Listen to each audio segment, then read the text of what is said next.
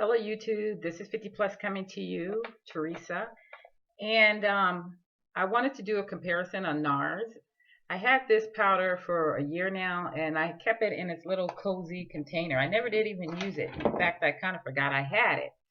And it comes in a nice packaging. I got it from Sephora, I believe in Vegas.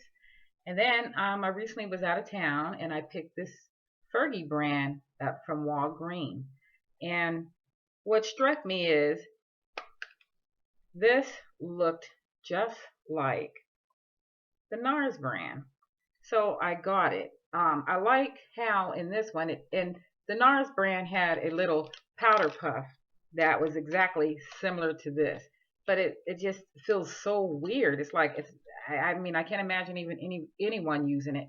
But I like the way the container comes open and then it has that extra push where it can open up more so you don't break your container. And I just want to hold them both up side by side. This one has the benefit of a mirror, and of course this does not. And of course these are worlds of difference in price. So look at that.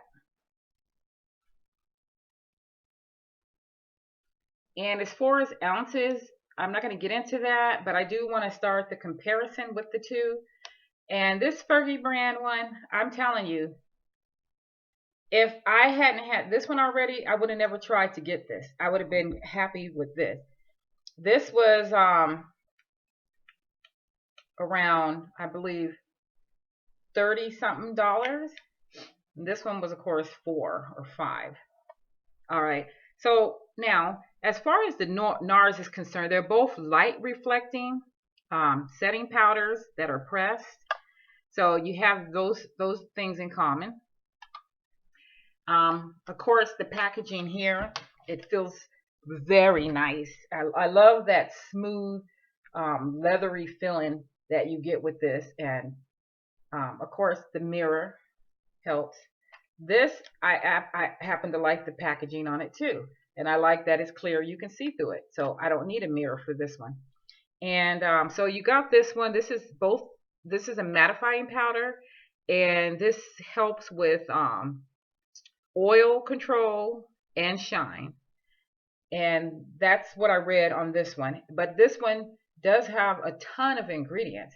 So if you're a person that's kind of allergic to things, makeup wise, ingredients, because it doesn't say anything about no animal testing or anything. So if you're allergic to certain things, you might want to check out the back before you invest. It's not even like you're investing and wasting money before you decide to purchase this. Good thing about it, if you do purchase it, you still can return it without a problem. And Walmart, Walgreens, all these places are easy accessible. So you have those in your neighborhood, whereas you may not have a Sephora or an Ulta. So as far as the touch and the feel, okay. So right off the bat, they look the same. They look like basically a sheet of silk paper. That's the best way I can describe it. And if you agree with me, thumbs up and leave a comment. They both look like a sheet of rice paper or a sheet of silk paper.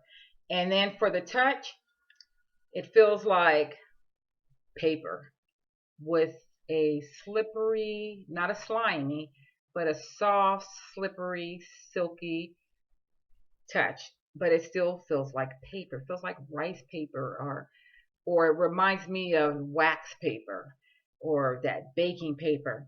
And then as far as how they look when you rub it, you got the NARS one giving you a bit more of the product.